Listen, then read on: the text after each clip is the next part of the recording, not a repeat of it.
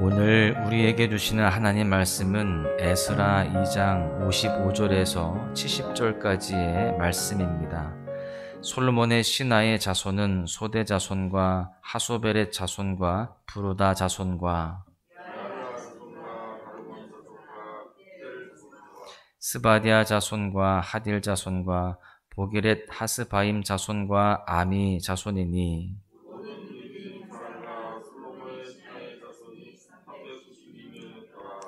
델멜라와 델 하르사와 그룹과 앗단과 인멜에서 올라온 자가 있으나 그들의 조상의 가문과 선조가 이스라엘에 속하였는지 밝힐 수 없었더라.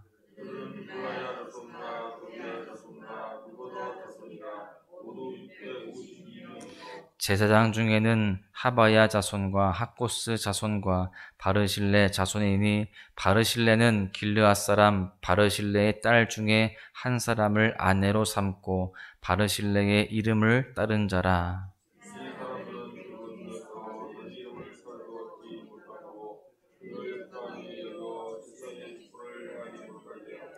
방백이 그들에게 명령하여 우림과 툼밈을 가진 제사장이 일어나기 전에는 지성물을 먹지 말라 하였느니라. 그 외에 남종과 여종이 7,337명이요 노래하는 남녀가 200명이요 낙타가 435요 나귀가 6,720이었더라.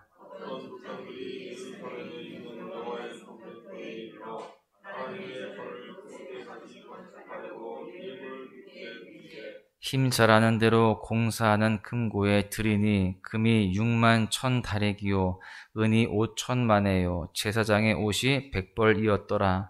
이에 제사장들과 레위 사람들과 백성 몇과 노래하는 자들과 문지기들과 느디님 사람들이 각자의 성읍에 살았고 이스라엘 무리도 각자의 성읍에 살았더라. 아멘. 북이스라엘과 남유다는요, 그 당시 세계 열강들로 인하여서 멸망을 당했습니다. 우리가 잘 알다시피 먼저 북이스라엘은 아수르에 의해서 멸망을 당하는데 아수르는 어떤 나라입니까? 폭압과 폭정의 대명사라고 불리는 그러한 나라였습니다. 또 남유다를 멸망시킨 바벨론은 또 어떻습니까? 아수르보다 그 강도가 심하다고 볼 수는 없지만 그들 역시 폭력으로 주변국들을 통치했습니다. 이렇게 폭력으로 나라를 통치하는 자들이 반드시 하는 통과 의례가 있습니다. 그것이 무엇이냐면요, 바로 정체성을 말살시키는 것이었습니다. 실제로 보십시오. 바벨론이 남유다의 어린 인재들을 데려와서 가장 먼저 한 일이 무엇이냐? 그들의 이름을 빼앗는 것이었습니다. 여러분, 이름을 빼앗는다는 것이 어떤 의미입니까? 그들의 정체성을 훼손시키는 것이죠. 그런데 바벨론이 메데바사에 멸망하게 되어지고 메데바사가 다스리는데, 그렇다면 바사는 어떤 나라였을까요? 그들은 의외로 폭압과 폭정으로 나라를 다스리지 않았습니다. 그들은 민족의 정체성, 특히 종교를 인정해주는 나라였습니다. 그러니까 이 메데바사는요, 관용정책을 했던 나라였던 거죠. 관용적으로 대함으로 그 백성들의 마음을 얻으려고 했던 것이었습니다. 이러한 배경 안에서 이스라엘 백성들이 예루살렘으로 귀환하게 되어지는데, 이렇게 귀환한다는 것이 굉장히 중요한 의미가 있는 것입니다. 먼저 하나님과 이스라엘 백성들의 사이의 언약이 여전히 유효함을 의미하는 것이고요. 또한 예배를 다시 회복하는 의미를 가지고 있습니다. 그렇게 귀환했다라고 하는 것은 하나님께서 약속하신 것이 이루어졌다라는 것이고, 또한 그 가운데에 예배가 회복되어져서 하나님과 다시 한번 회복되어지는 그러한 일들이 되게 되었다라는 것이죠. 결론적으로 이 모든 일은 이들이 언약 백성의 정체성을 회복함을 의미합니다. 오늘 본문에서도요, 이들의 정체성이 회복되는 두 가지 중요한 사건이 기록되고 있습니다. 첫 번째 회복은 바로 거룩함의 회복입니다. 본문 61절을 보십시오. 제사장 중에는 하바야 자손과 학고스 자손과 바르실레 자손이니 바르실레는 길르앗 사람 바르실레의 딸 중에 한 사람을 아내로 삼고 바르실레의 이름을 따른 자라. 이 말씀에서 설명해 주고 있는 것이 무엇이냐면요, 제사장들 가운데 자신의 가문이 아닌 장인의 가문과 그 이름을 따르는 자들이 있었다라고 하는 겁니다. 본인 아버지의 가문을 따르는 것이 아니라 장인의 가문을 따랐다. 여러분, 왜 그랬을까요? 그 이유가 62절에 설명되는데, 이 사람들은 계보 중에서 자기 이름을 찾아도 얻지 못하므로 그들을 부정하게 여겨 제사장의 직분을 행하지 못하게 하고, 여러분 무슨 뜻입니까? 그들의 출신이 불분명하다라는 겁니다.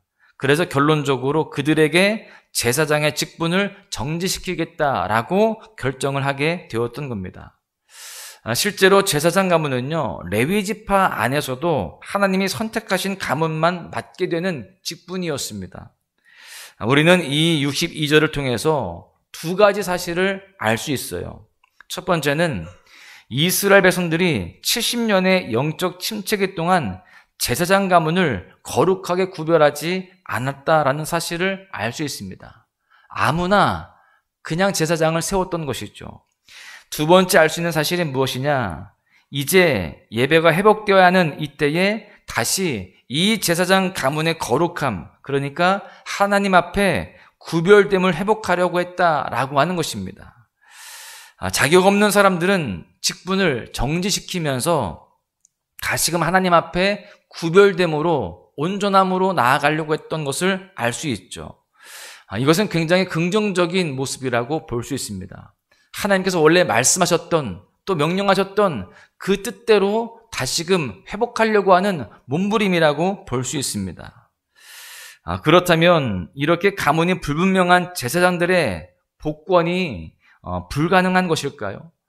그렇게 이제 자격 정지가 되었는데 다시금 그래도 제사장으로 그렇게 세워지는 것에 대해서 불가능할까요? 또 그렇지 않았습니다. 그들이 다시금 제사장의 자리에 오를 수 있는 그러한 방법이 또한 주어졌습니다. 63절에 소개되고 있는데요, 방백이 그들에게 명령하여 우림과 둠밈을 가진 제사장이 일어나기 전에는 지성물을 먹지 말라 하였느니라. 출신이 불분명해서 직분이 정지당한 이 사람들이 복권되는 유일한 방법이 무엇이라고 되어 있냐면, 제사장의 흉패 안에 보관되어 있었던 우림과 둠밈을 가진 제사장이 그 우림과 둠밈으로 결정을 한다는 것입니다. 우리가 잘 알다시피 우림과 둠밈은요, 이 제사장의 흉패 속에 있는 보석 또는 돌이라고 볼 수 있는데 그것으로 제비를 뽑는 겁니다. 여러분, 이렇게 우림과 둠밈을 통해서 그들의 제사장 직분을 결정한다라고 하는 것이 어떤 의미일까요? 그것은 바로 하나님의 뜻대로 그들의 처분을 결정한다라고 하는 사실입니다. 하나님의 뜻에 맡기는 것이죠. 여러분, 이스라엘 백성들이 예루살렘으로 귀환하면서 회복하고자 하는 것이 무엇입니까? 바로 하나님께서 본래 말씀하셨던 것들을 지키고자 하는 것이었습니다. 그러니까 바로 거룩함이었어요. 그리고 본인들의 실수이기는 하지만 그 본인들이 실수한 것들을 다시 결정함에 있어서 그 누구의 뜻을 따르는 게 아니라, 어떤 사람 또는 지금까지 관리를 따르는 것이 아니라 하나님의 뜻을 따르려고 했다라고 하는 겁니다.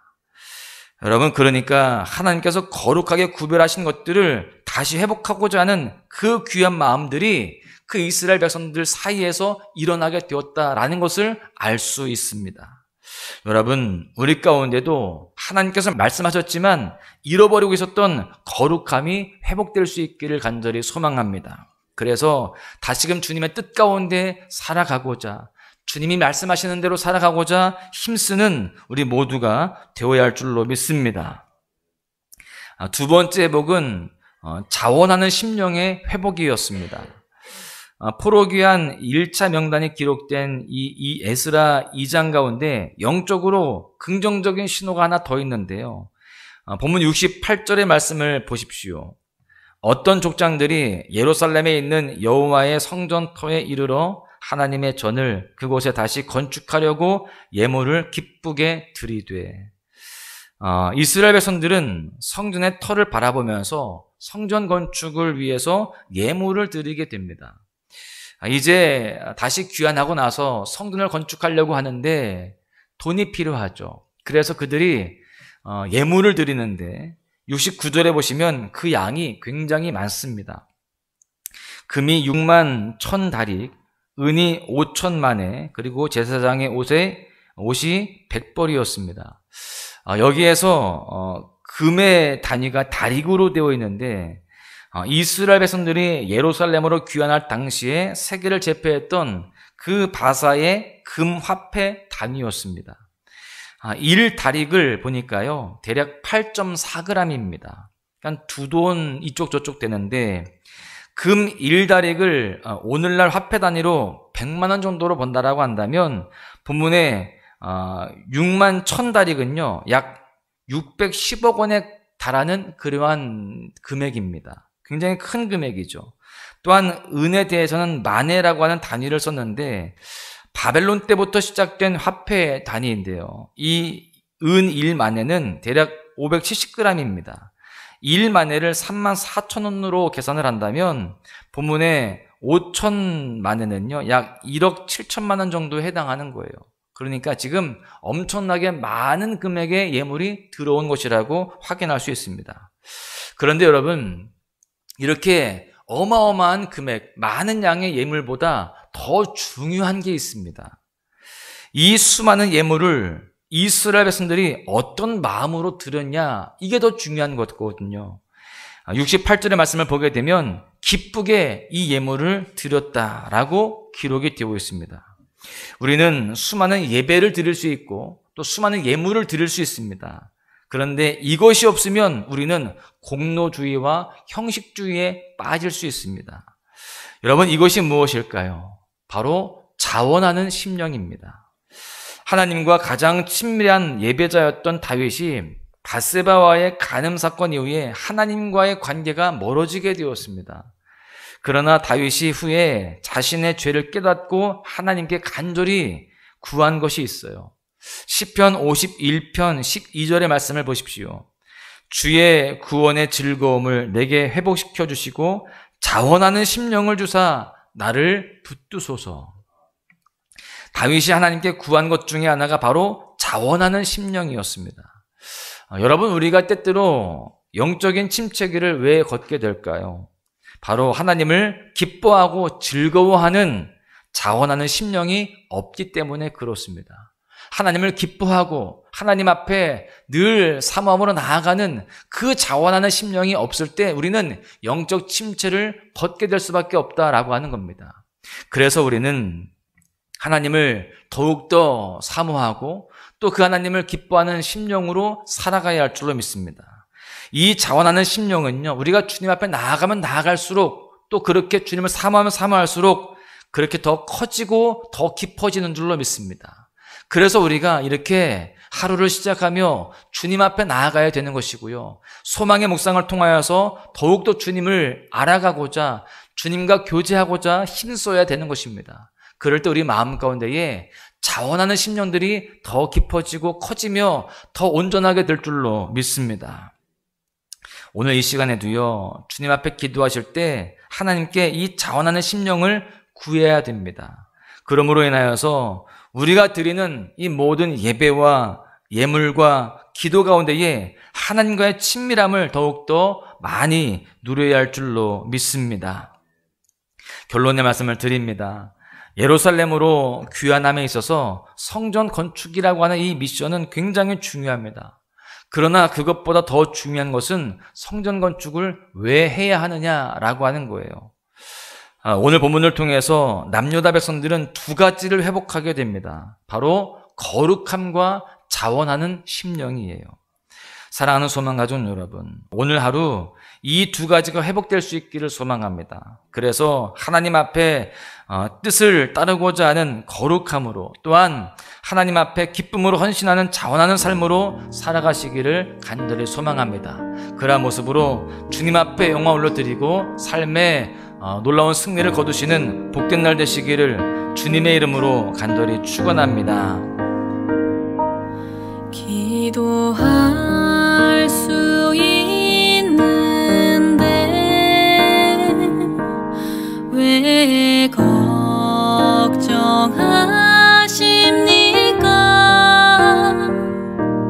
기도하면서 왜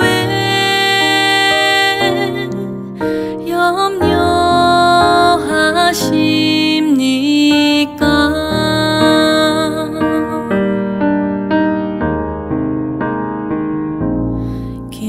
기도할 수 있는데 왜 실망하십니까?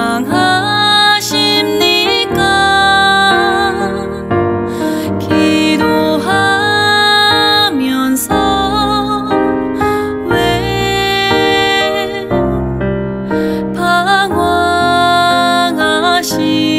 방황하십니까?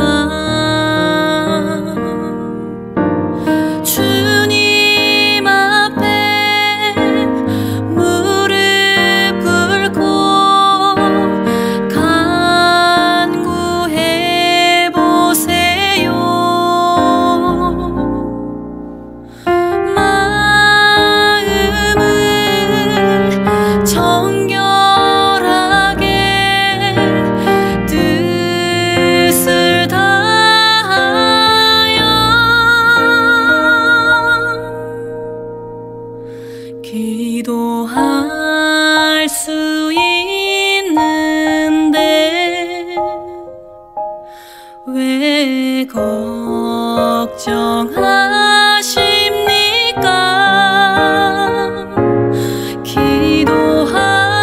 기도하면서 왜 염려하십니까? 왜 염려하십니까?